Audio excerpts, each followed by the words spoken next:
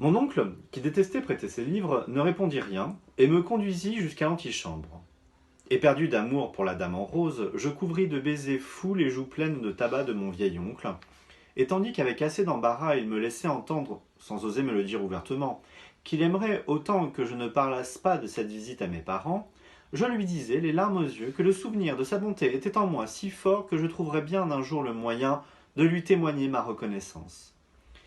Il était si fort, en effet, que 2 heures plus tard, après quelques phrases mystérieuses et qui ne me parurent pas donner à mes parents une idée assez nette de la nouvelle importance dont j'étais doué, je trouvai plus explicite de leur raconter dans les moindres détails la visite que je venais de faire. Je ne croyais pas ainsi causer d'ennui à mon oncle. Comment l'aurais-je cru, puisque je ne le désirais pas? Et je ne pouvais supposer que mes parents trouveraient du mal dans une visite où je n'en trouvais pas. N'arrive-t-il pas tous les jours qu'un ami nous demande de ne pas manquer de l'excuser auprès d'une femme à qui il a été empêché d'écrire, et que nous négligions de le faire, jugeant que cette personne ne peut pas attacher d'importance à un silence qui n'en a pas pour nous? Je m'imaginais, comme tout le monde, que le cerveau des autres était un réceptacle inerte et docile, sans pouvoir de réaction spécifique sur ce qu'on y introduisait. Et je ne doutais pas qu'en déposant dans celui de mes parents la nouvelle de la connaissance que mon oncle m'avait fait faire, je ne leur transmisse en même temps, comme je le souhaitais, le jugement bienveillant que je portais sur cette présentation.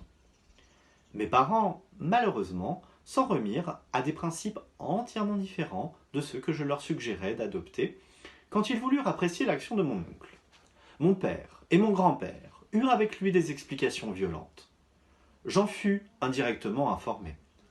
Quelques jours après, croisant dehors mon oncle qui passait en voiture découverte, je ressentis la douleur, la reconnaissance, le remords que j'aurais voulu lui exprimer.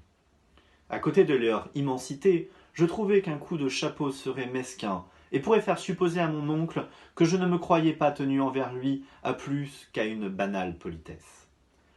Je résolus de m'abstenir de ce geste insuffisant et je détournai la tête. Mon oncle pensa que je suivais en cela les ordres de mes parents, et il ne leur pardonna pas, et il est mort bien des années après, sans qu'aucun de nous ne l'ait jamais revu. Aussi, je n'entrai plus dans le cabinet de repos maintenant fermé de mon oncle Adolphe. Et après m'être attardé aux abords de l'arrière-cuisine, quand Françoise, apparaissant sur le parvis, me disait « Je vais laisser la fille de cuisine servir le café et monter l'eau chaude. Il faut que je me sauve chez Madame Octave. » Je me décidai à rentrer et monter directement lire chez moi. La fille de cuisine était une personne morale, une institution permanente à qui des attributions invariables assuraient une sorte de continuité et d'identité à travers la succession des formes passagères en lesquelles elle s'incarnait. Car nous n'eûmes jamais la même 2 ans de suite. L'année où nous mangeâmes tant d'asperges, la fille de cuisine, habituellement chargée de les plumer, était une pauvre créature maladive, dans un état de grossesse déjà assez avancé quand nous arrivâmes à Pâques, et on s'étonnait même que Françoise lui laissât faire tant de courses et de besognes, car elle commençait à porter difficilement devant elle la mystérieuse corbeille, chaque jour plus remplie, dont on devinait sous ses amples sarraux la forme magnifique. Ceci rappelait les houppelandes qui revêtent certaines des figures symboliques de Giotto dont M. Swann m'avait fait donner des photographies. C'était lui-même qui nous l'avait fait remarquer, et quand il nous demandait des nouvelles de la fille de cuisine, il nous disait « Comment va la charité de Giotto ?»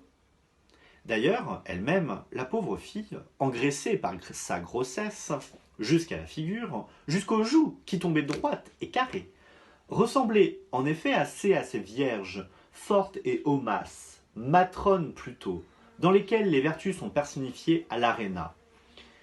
Et je me rends compte maintenant que ces vertus et ces vices de Padoue lui ressemblaient encore d'une autre manière. De même que l'image de cette fille était accrue par le symbole ajouté qu'elle portait devant son ventre, sans avoir l'air d'en comprendre le sens, sans que rien dans son visage en traduisît la beauté et l'esprit, comme un simple et pesant fardeau. De même, c'est sans paraître sans douter que la puissante ménagère qui est représentée à l'aréna au-dessous du nom Caritas, et dont les reproductions étaient accrochées au mur de ma salle d'études à Combray, incarne cette vertu. C'est sans qu'aucune pensée de charité semble avoir jamais pu être exprimée par son visage énergique et vulgaire. Par une belle invention du peintre, elle foule aux pieds les trésors de la terre, mais absolument comme si elle piétinait des raisins pour en extraire le jus, ou plutôt comme elle aurait monté sur des sacs pour se hausser. Elle tend à Dieu son cœur enflammé, disons mieux, elle le lui passe, comme une cuisinière passe un tire-bouchon par le soupirail de son sous-sol à quelqu'un qui le lui demande à la fenêtre du rez-de-chaussée. L'envie, elle, aurait eu davantage une certaine expression d'envie. Mais dans cette fresque-là, encore, le symbole tient tant de place et est représenté comme si réel. Le serpent qui siffle aux lèvres de l'envie est si gros, il lui emplit si complètement dans sa bouche grande ouverte que les muscles de sa figure sont distendus pour pouvoir le contenir, comme ceux d'un enfant qui gonfle un ballon avec son souffle, et que l'attention de l'envie, et la nôtre du même coup, tout entière concentrée sur l'action de ses lèvres, n'a guère plus de temps à donner à d'envieuses pensées. Malgré toute l'admiration que M. Swann professait pour ces figures de Giotto, je n'eus longtemps aucun plaisir à considérer dans notre salle d'études, où on avait accroché les copies qu'il m'en avait rapportées, cette charité sans charité, cette envie qui avait l'air d'une planche illustrant seulement dans un livre de médecine la compression de la glotte, ou de la luette par une tumeur de la langue, ou par l'introduction de l'instrument de l'opérateur, une justice dont le visage grisâtre et mesquinement régulier était celui-là même qui, à Combray, caractérisait certaines jolies bourgeoises pieuses et sèches que je voyais à la messe et dont plusieurs étaient enrôlés d'avance dans les milices de réserve de l'injustice. Mais plus tard, j'ai compris l'étrangeté saisissante, la beauté spéciale de ces fresques tenait à la grande place que le symbole y occupait, et que le fait qu'il fût représenté non comme un symbole, puisque la pensée symbolisée n'était pas exprimée, mais comme réel, comme effectivement subi ou matériellement manié, donnait à la signification de l'œuvre quelque chose de plus littéral, de plus précis à son enseignement, quelque chose de plus concret et de plus frappant. Chez la pauvre fille de cuisine, elle aussi, l'attention n'était-elle pas sans cesse ramenée à son ventre par le poids qui le tirait ?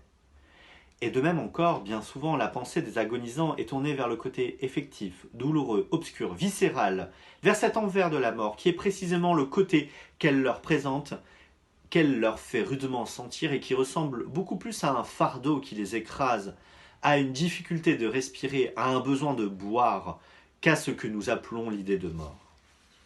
Il fallait que ces vertus et ces vices de Padoue eussent en eux bien de la réalité, puisqu'ils m'apparaissaient comme aussi vivants que la servante enceinte, et qu'elle-même ne me semblait pas beaucoup moins allégorique. Et peut-être cette non-participation, du moins apparente, de l'âme d'un être à la vertu qui agit en lui, a aussi, en dehors de sa valeur esthétique, une réalité sinon psychologique, au moins, comme on dit, physiognomonique. Quand, plus tard, j'ai eu l'occasion de rencontrer au cours de ma vie, dans des couvents par exemple, des incarnations vraiment saintes de la charité active, elles avaient généralement un air allègre, positif, indifférent et brusque de chirurgien pressé. Ce visage où ne se lit aucune commisération, aucun attendrissement devant la souffrance humaine, aucune crainte de la heurter, et qui est le visage sans douceur, le visage antibaptique et sublime de la vraie bonté.